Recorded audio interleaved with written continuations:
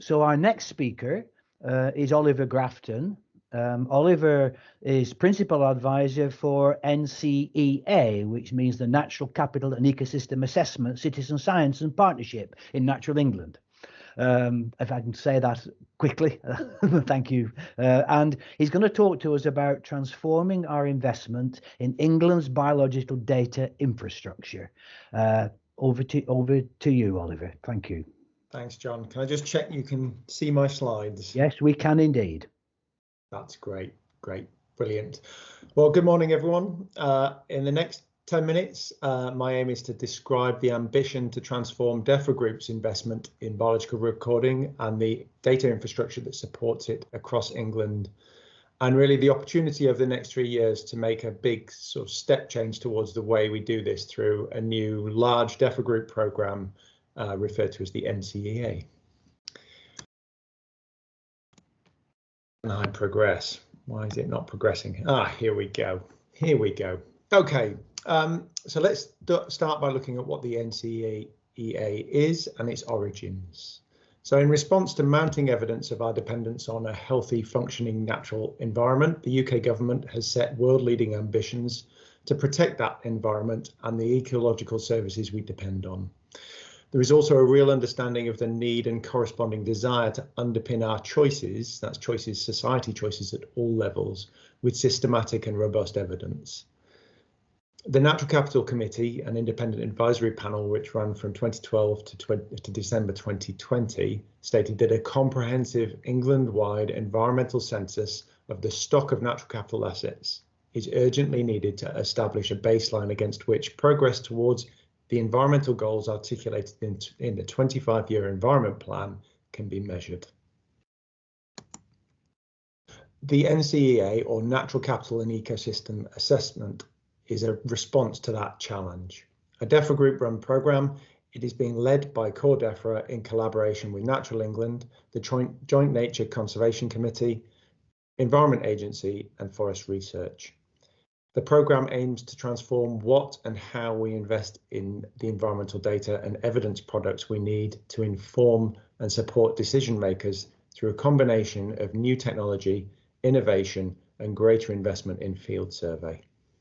Natural England is involved in the 4 areas identified in the white boxes, of which the data mobilisation and management and citizen science pieces stand out to me, not just because myself and close working colleagues Karen Kramer-Wilson and Chris Cheffings in particular help lead, but because they have been less well recognised by programme investments of this nature previously.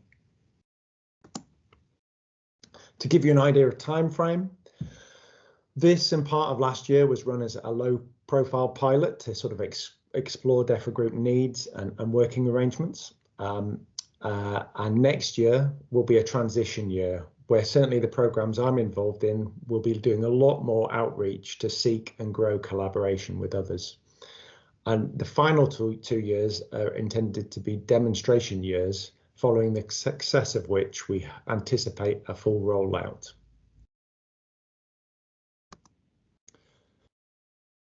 This slide attempts to illustrate the aims of the NCEA, showing the various sources of data on the left, feeding numerous products and applications in the centre that inform policy, research, planning, land management and strategies to manage, restore and report on natural assets at the bottom. But what does any of this actually mean for you, all of us interested in the National Biodiversity Network partnership and here today focusing on biodiversity data from collection to use? Well, firstly, despite our ups and downs, the DEFRA Group are big sponsors of citizen science-based biological recording. Among lots else, we support the work of the Biological Record Centre within CEH, and we laid the foundations of the NBN and the Trust back in 2000. I myself was one of the original staff that worked for the NBN Trust in those formative days, and I had the privilege of visiting and getting to know a large number of recording societies, groups and record centres. I say this to illustrate the point, as has been made by others, including Lisa earlier, that we don't stand apart. We are one big family with lots of shared motivation, interest and aspirations.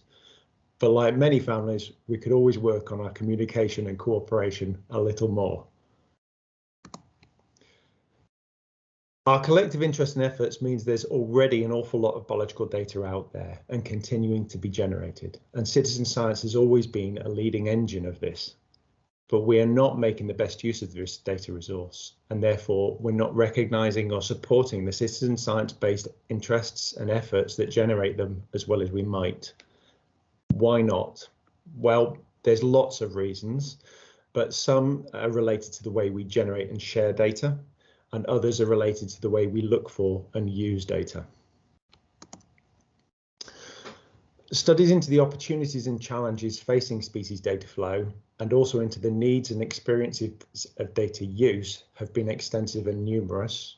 So we've got a good understanding of the challenges, and there are plenty of proposed solutions. But the challenge for me and public sector colleagues has been balancing these with our past lessons, government budgets, priorities, and procurement strategies.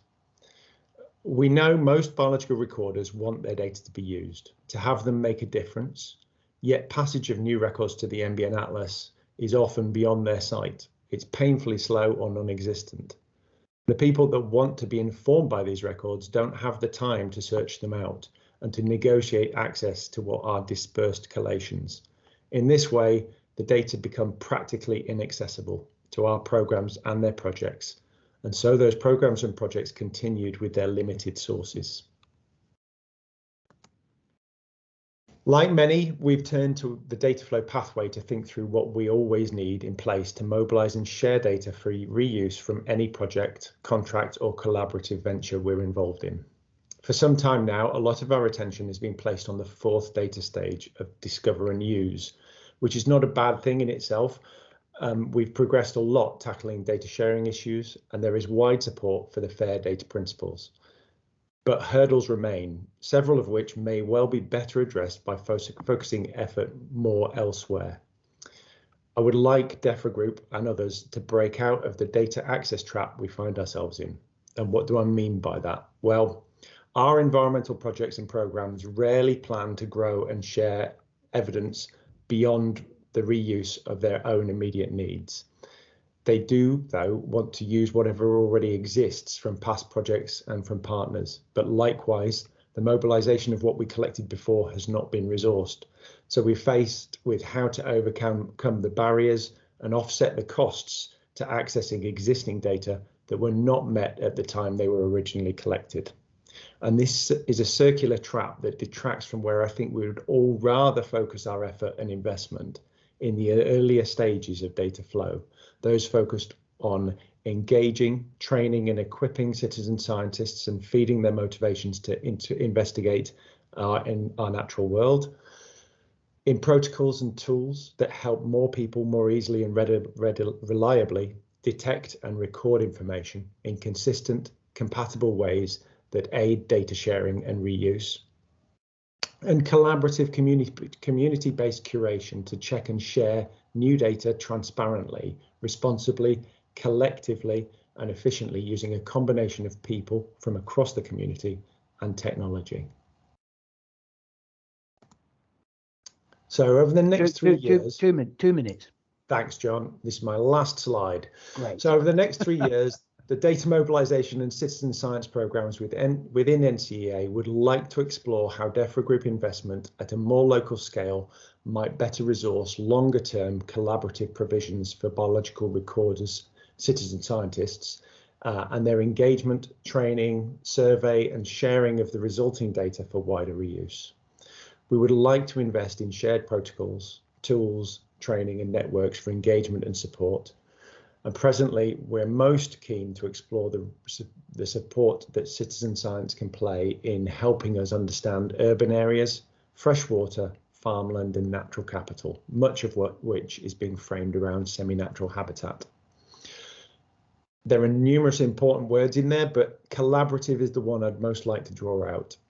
DEFRA Group could invest independently in citizen science projects, but the real opportunity here is for us to join together with other sponsors and stakeholders in supporting citizen science and voluntary recording.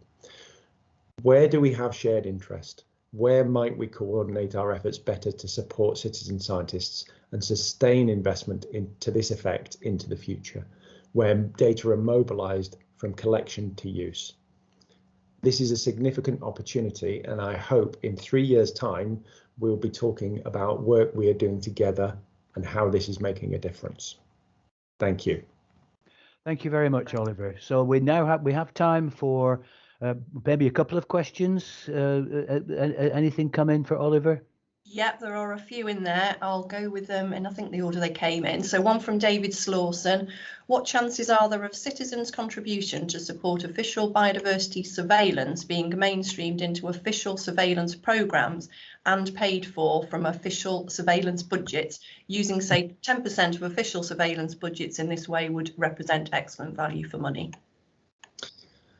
So what do I think? So I think the first thing is to recognise that that's already happening. We're already making use of citizen science data. It's an integral part of the way we report, and it's important to recognise that. I think that there is, as I've tried to sort of explain, I think there's growing recognition about that dependence and the need to support that community. But there's a delicate balance between maintaining what is citizen science and ultimately a voluntary effort, and the balance between that and it becoming paid for survey, and we're experiencing that boundary. We do need to strike that balance, and I think it's been said numerous times before that we don't want to undermine the citizen science value, the value of voluntary interest in the natural world, but at the same time we shouldn't be seen as exploiting it. We need to provide and invest in the frameworks that support it, rather than it becoming paid for survey. Thank you. Time for one more question. Okay, this is one from Pete Tomlin. I don't know whether you can answer this directly, Ollie. Is it fair to say that one of the key things DEFRA Group could be doing to achieve your aims is to better fund the NBN Trust? So yeah, our support and work with the NBN Trust is an integral part of that work we do to support the community. So yes, we intend to, and we are in active conversations with Lisa around our sort of future working relationship. On that nice positive note, I think we'll stop there, Oliver. Thank you very much indeed. Thanks, John. Thank you.